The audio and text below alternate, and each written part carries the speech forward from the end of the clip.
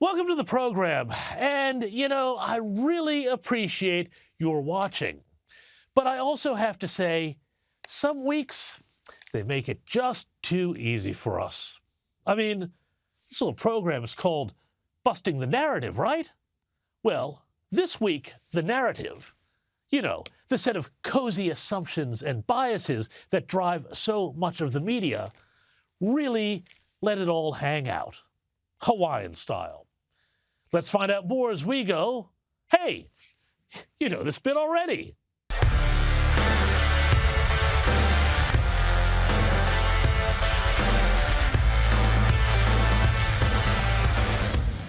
Well, by now, the entire world has heard about the terrible wildfires on the Hawaiian island of Maui.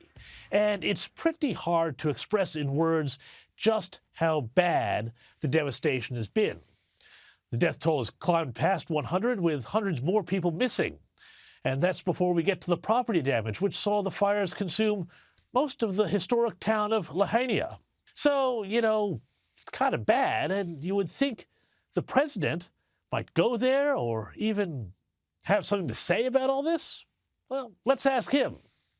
Hey, Mr. President. Mr. President, any comments on the rising death toll in Maui? Will you come talk about the Hawaii response, Mr. President? Sorry, was that a no comment? Afraid so. And again, the president was asked about the devastation while touring a Wisconsin factory.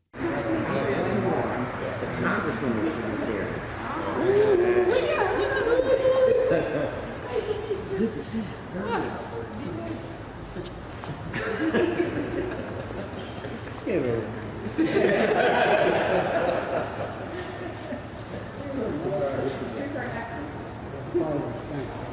This is, of course, quite something, given some of Joe Biden's previous statements on being at solidarity and at one with the American people.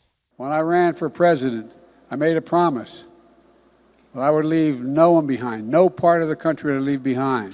Oh, well, if Joe Biden can't handle the questions, Karine Jean-Pierre is on the case.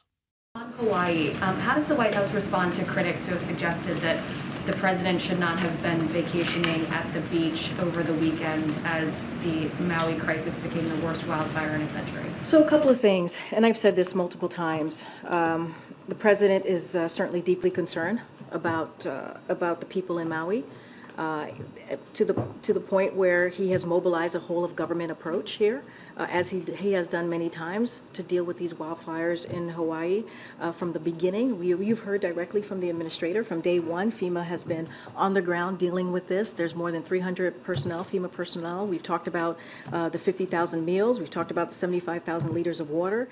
Or maybe not. But hey, according to Biden flack Olivia Dalton, well, does the president intend to address at all the criticism that it's taken a long time to actually make comment about the Hawaiian fires?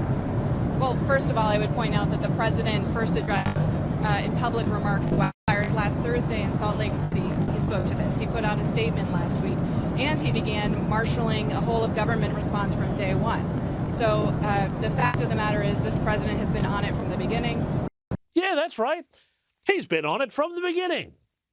Well, no, he hasn't. You know that, and I know that. And frankly, it's a bit rich for the media, which, when the other side is in power, loves to criticize disaster responses. I mean, remember when Hurricane Maria hit Puerto Rico when Donald Trump was president? Everyone lost their minds about his alleged failure to respond, with local officials given every chance to hop in on the attack. There was this moment when the two of you interacted, and I think what you said to him, and I'll let you say that, repeat what you said to him, that it's not about politics, but he didn't seem to even respond to you or react to it. What did you make of that? Well, I said to him, it's about saving lives. It's not about politics, and he didn't respond. This terrible and abominable view of him throwing paper towels and throwing provisions at people, it's really, it does not embody the spirit of the American nation. He was insulting to the people of Puerto Rico. He kind of minimized our suffering here by saying that Katrina was a real disaster, sort of implying that this was not a real disaster because not many people have died here. Well, you know what? They're dying. Oddly, I haven't seen any Hawaiian officials criticizing Joe Biden for not showing up or saying anything, and so far only offering a tiny amount of aid to those affected. And then there was Hurricane Katrina in 2005. That was the biggie. And of course, the media pinned that one squarely on then President George W. Bush. The president decided to fly back to the White House. President Bush once again showed a lack of instant, immediate leadership. Katrina ends up being a immediate domestic version of Iraq. Bad planning. If you'll recall, there was headline after headline and newscast after newscast seeking to blame Bush for the devastation, even though the city and municipal government failed to manage its own levees that protected or were supposed to protect the city from flood and botched the local response. But no. It was all Bush's fault because George W. Bush, well, he was to the press then what Donald Trump is today. And now, if something bad happens on Biden's watch and Biden all but ignores it, well, the narrative says, sorry, nothing to see here. But I say, sorry guys, you've been busted. Thanks for watching. I am James Morrow, and to support this channel, please like, share, and subscribe below. And I'll see you next week for more Busting the Narrative. Bye-bye.